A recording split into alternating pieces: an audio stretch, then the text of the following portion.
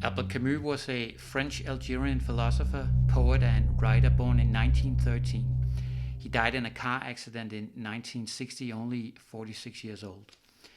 One may call Camus' philosophy one of rebellion, or Camus a punk philosopher, if you will. He's certainly the best advocate for grabbing life and living it passionately. Man must die unreconciled, he said. Grab life and live it to the fullest. What is important is to live as much as possible with no regard for value judgments and without fleeing into religion or abstract rational reasoning. Instead, one must always recognize and confront the harsh realities of life, including its fleeting existence. He did so on his own, in his own life, where he was part of the underground resistance in France during World War II. He was a notorious womanizer and the second youngest recipient of the Nobel Prize in Literature, only 44 years old in 1957. In other words, he practiced what he preached and advocated for a number of values that characterizes a good life conduct. He talks of courage, love, brotherly solidarity, proud rebellion, and earthly saintliness. In 1942, he published his essay, The Myth of Sisyphus, that takes as its starting point what Camus calls the absurdity of existence, that is, the meeting between man's fundamental need for meaning on the one hand and the deafening silence of the universe on the other. This cliff between the search for meaning that can never be established is the absurd, says Camus. But what consequences should one draw from this paradox, this quest for the unreachable? That is the question that is the subject for Camus' essay, The Myth of Sisyphus.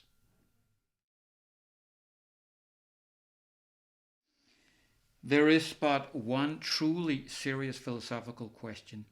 Judging whether life is or is not worth living amounts to answering the fundamental question of philosophy. So begins Albert Camus his essay, The Myth of Sisyphus, from 1942. The myth takes as its starting point Camus' observation that one feels at home in a world one can explain, regardless of whether the explanation actually holds up. Think of the Vikings. According to their worldview, thunder was the result of Thor riding across the sky. This explanation is bogus, but the alternative, a universe man cannot explain, is much worse. In a universe man cannot explain, he feels like a stranger, and once we feel lost in a universe devoid of all meaning, explanation, or illusion, it can be extremely hard to find one's way back. This paradox, this cliff between our need for meaning and the deafening silence of the universe, is the absurd. And if we really consider this paradox with all our mental powers, the ground beneath us begins to shake. Everything is questionable, and so Camus asks the question, if man is born with a quest for a meaning that can never be satisfied, is suicide then the, albeit extreme, but logical answer? No, he answers with passions. Quite the contrary. It is the reason for living. But then we have to recognize and confront the absurd, and we do so by drawing three conclusions. The first consequence of the absurd is rebellion. Man must simultaneously recognize the absurdity of his existence while constantly rebelling against it. The second consequence is freedom. When man discovers that he is no longer bound by the idea of meaning, he also realizes that he is no longer bound by any rules. Man is free. Camus encourages us to consider the person sentenced to death as he is escorted from his cell early one morning and heading for the gallows. Notice how he feels every grain of dust underneath his feet, senses every sunbeam, and smells every flower. If we can grasp the intensity with which he holds on to life, then we can begin to understand the passion the absurdity of existence demands for the fulfillment of our existence. And so the third consequence is passion. One must live as much as possible, that is, with an indifference towards the future and with an eye only for the now and the chain of nows that are registered by a soul that is always conscious.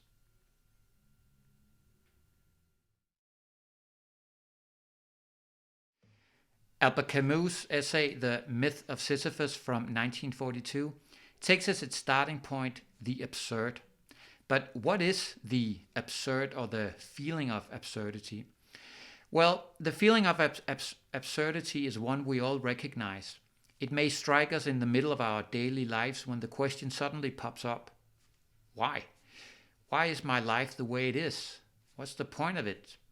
Is there even a point? The feeling of the absurd can also strike us when we place ourselves in time and realize that we are on an arch that has a beginning, middle, and end where death awaits. Big birthdays can often evoke this feeling. The feeling of alienation is another trigger. Nature can evoke this feeling. Looking at the stars or even just a tree or a rock can remind us how separate we are from nature. The feeling of alienation can even stem from other people or ourselves. Who is this person I'm looking at? Who am I? And finally, there is death. This fact of life we can witness in our surroundings, yet somehow we can never really hold in our mind, even if we all know it awaits us all. These are emotional experiences of the absurd, but we also experience the absurd on an intellectual level. So the highest aspiration of the human thought is clarity and intimacy, ideally to be able to summarize everything about man and the universe in one all-encompassing principle. That would give us a lasting peace of mind. But true knowledge is impossible, says Camus. What do I really know about nature? I am explained how the atom works using an image, and gravity is explained with a formula, but metaphors and poetry are man-made constructions and reductions of the actual phenomena. And even of myself, I can reach no final truth. I can look at all the masks that upbringing, heritage, environment, and chance has given me, but I cannot add them all together and arrive at a sum that is me. And so our mind also tells us that the world is absurd, or rather that the world is not sensible.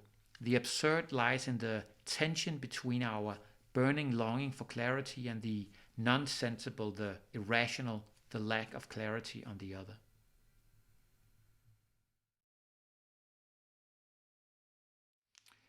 In The Myth of Sisyphus from 1942, Albert Camus describes man's reckoning and confrontation with the absurd.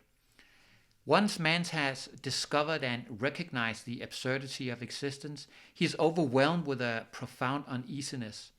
Suddenly all previous answers and explanations lose their legitimacy and appear hollow and meaningless. The very ground beneath our feet opens up and nothing seems of lasting quality or urgency. No man can live in this state of hopelessness very long, and so we quickly commit what Camus calls philosophical suicide to escape this state. This philosophical suicide comes in two forms.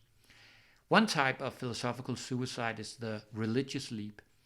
Camus uses Søren Kierkegaard as his example, and he actually celebrates Kierkegaard for recognizing and describing the absurd with the utmost clarity. But he scolds Kierkegaard that he does not continue his thinking to the logical end. Instead, Kierkegaard elevates the absurd to divinity and assigns to God the attributes of the absurd: injustice, inconsistency, and irrationality. And Kierkegaard goes completely off rails when he claims that death is not the end of everything. The absurd man wants to deal with the realities of this existence, not base his life on a notion of eternal life, and so Camus cannot use Kierkegaard's advice.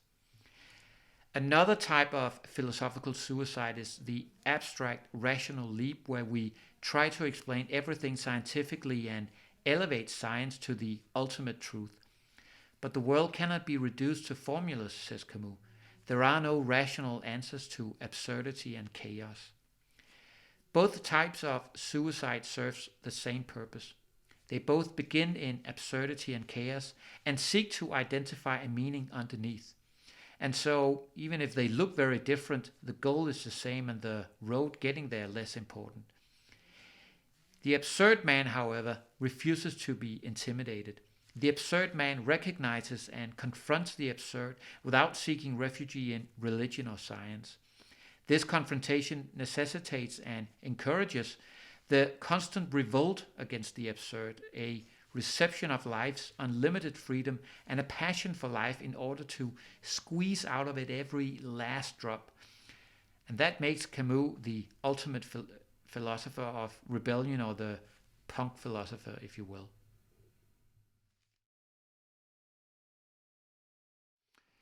In The Myth of Sisyphus from 1942, Albert Camus describes how the absurd man refuses to flee into religion or science to quell the feeling of absurdity. Instead, the absurd man recognizes and confronts the absurdity of existence by drawing three consequences for his life conduct. The first consequence of the absurd is man's eternal rebellion. Camus stresses that we do not know if this world has any meaning other than simply existing, but we do know that we do not know of such meaning, and that, so far at least, it is not possible for us to know such meaning. What good is a meaning that lies outside of our perception, asks Camus. All we know is that we cannot combine the two things we experience with absolute certainty. On the one hand, our yearning for the absolute and unity, and on the other hand, the impossibility of reducing the world to one all-encompassing rational principle. In other words, it is our common sense that puts us at odds with the entirety of creation. The conflict grows out of our minds, and if we want to keep the conflict alive, we must do so by constantly and tirelessly rebelling against it with a tense and alert consciousness. This alert consciousness is the rebellion. The rebellion against the absurdity of existence is what gives life its true value. In the same way a danger offers man a chance to confront it now or never, so the metaphysical rebellion offers man a chance to be conscious about everything he does. When rebelling, Camus says, man stands face to face with himself. The second consequence of the absurd is freedom. When man discovers that he is no longer bound by the idea of meaning, he also realizes that he is no longer bound by any rules. Man is free. Camus encourages us to consider the person sentenced to death as he is escorted from his cell early one morning and heading for the gallows. Notice how he feels every grain of dust underneath his feet, senses every sunbeam, and smells every flower. If we can grasp the intensity with which he holds on to life, then we can begin to understand the passion the fulfillment of existence demands. And so the third consequence of the absurd is passion. One must live as much as possible, that is, with an indifference towards the future and with an eye only for the now and the chain of nows that are registered by a soul that is always conscious. So summing up, the three consequences of the absurd is my revolt, my passion, and my freedom.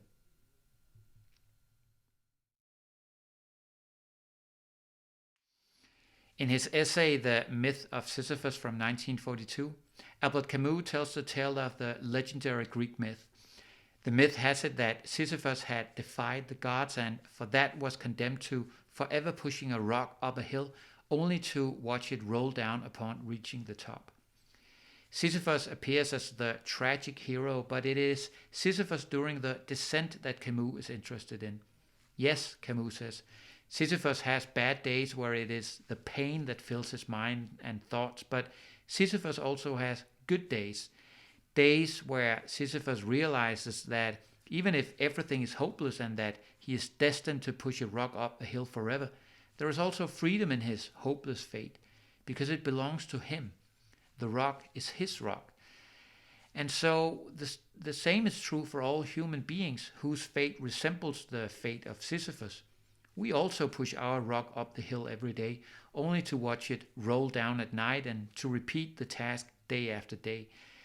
But our fate is only tragic if we recognize it as something that defeats us, something that is outside our control and something that we are a powerless victim of.